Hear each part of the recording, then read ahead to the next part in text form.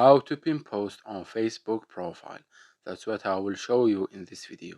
But before we begin, make sure to subscribe to the channel and ring the bell to get notified whenever a new video is uploaded.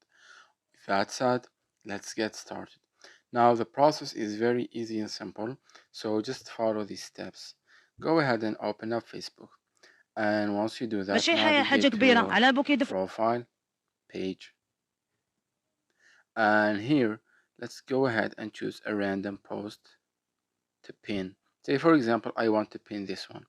Now what I need to do is I need to click on the three dots at the top right corner of the post, and from this option, as you can see, there's the pin post feature, so just click on it, and once you do that, the post will be pinned.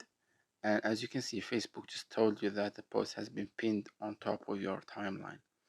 As you can see here, it says pinned post. It's that easy and simple. So that was it for this video. That's how you can pin post on your Facebook profile. If you have any questions, please leave them in the comment section down below. With that said, see you in the next video.